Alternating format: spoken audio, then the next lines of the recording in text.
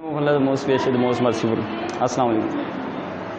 Chapter 4 हमारा and हो गया। चैप्टर 4 के अंदर हमने उसके कंप्लीट टॉपिक्स और उसके केसेस आपने देखे, केस 1 केस 2 किए।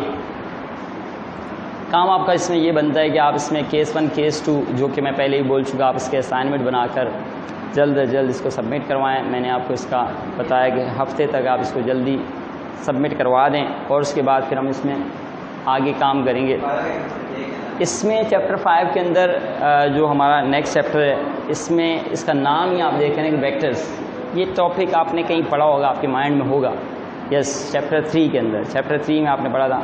दोबारा से इसके बारे में थोड़ा सा रिपीट करूँगा ये सारी बातें जो मैंने उसमें बताई फिर से, क्योंकि ये चैप्टर कंप्लीट है ही वेक्टर्स और स्केलर्स के बारे में।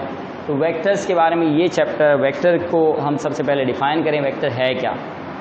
वेक्टर को हम इस तरह से डिफ़ाइन करते हैं, the quantities that can be described by magnitude, unit and direction as well are called vector quantities और वेक्टर्स। दोबारा सुने।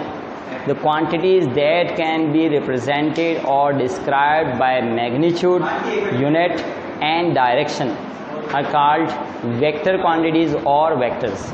तो ऐसी क्वांटिटीज़ जिनको हम मैग्नीट्यूड, यूनिट और डायरेक्शन से रिप्रेजेंट करते हैं, ऐसी क्वांटिटी को वेक्टर्स कहते हैं।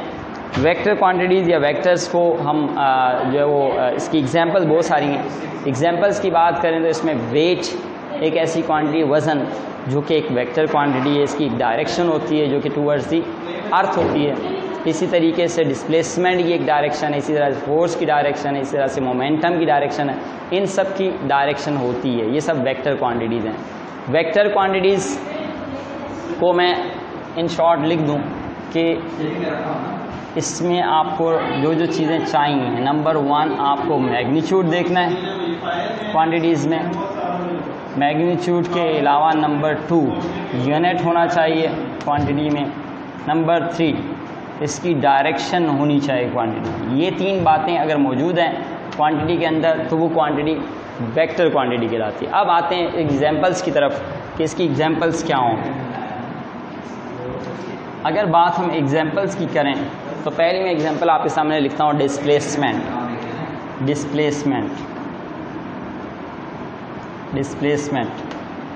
अब बात करते हैं कि डिस्प्लेसमेंट कैसे एक वेक्टर क्वांटिटी। सपोज कि मैं बोलता हूँ कि point A there is a 5 metre displacement between 2 points A and B. तो अब आप देखो, यहाँ देखो, दो बॉडीज़ जो 2 पॉइंट्स हम लेते हैं ए और बी। यहाँ पर बस 2 पॉइंट हैं।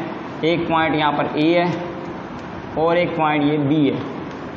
अब हम बात करते हैं कि हम अगर सपोज मूव करते हैं फ्रॉम ए टू बी अगर हम मूव करते हैं तो 5 मीटर डिस्प्लेसमेंट अगर हम बोलते हैं तो इसका मतलब कि ए टू बी हमने मूव किया 5 मीटर, लेकिन हमारी डायरेक्शन क्या रही पूरे मूवमेंट में, ए टू बी।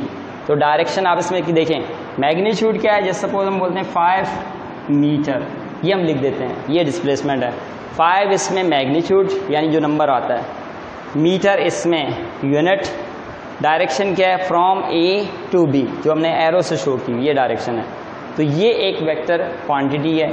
इसी तरीके से वेट की बात करते हैं। अगर वेट बोलते हैं कि वेट एक वेक्टर क्वांटिटी है, आप देखेंगे वेट को हम कैसे वेक्टर क्वांटिटी बोल रहे हैं। कोई भी अगर आप चीज़ देखते हैं उसका वेट हमेशा उसकी डायरेक्शन डाउनवर्ड होती है।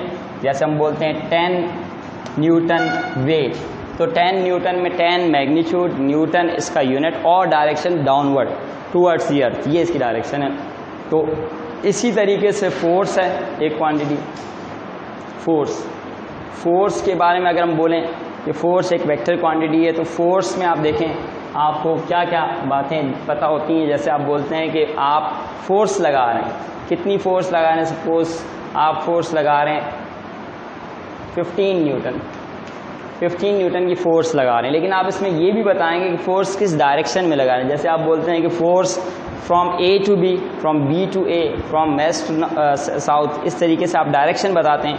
तो इस तरीके से आप जब इसमें डायरेक्शन भी बताएंगे, ए टू बी, जैसे हम बोलते हैं फोर्स लग रही है, बॉडी ए बॉडी बी पर फोर्स लगा रही है, तो ये इसमें तीनों बातें पूरी हो जाती हैं। मैग्नीट्यूड भी आ गया 15, यूनिट आ गया इसका न्यूटन, और ए टू बी ये इसकी डायरेक्शन को रिप्रेजेंट कर रहा है। तो 3 बातों से हमने इसको शो किया। ये है वेक्टर क्वांटिटीज़, वेक्टर्स। तो इस तरीके से आप देख रहे हैं कि वेक्टर्स क्या होते हैं। इसकी सिंपल पहले आपको बेस पता होनी चाहिए, बेस है इसकी। इसके बाद वेक्टर को रिप्रेजेंट कैसे करते हैं, वेक्टर की टाइप्स कौन सी हैं, वेक्टर को के अंदर मतलब इसको ऐड करने के कौन कौन से तरीके हैं, वो हम सीखेंगे नेक्स्ट क्लास में। आज के लिए इतना काफ़ी है। अल्लाह हाफ़िज़।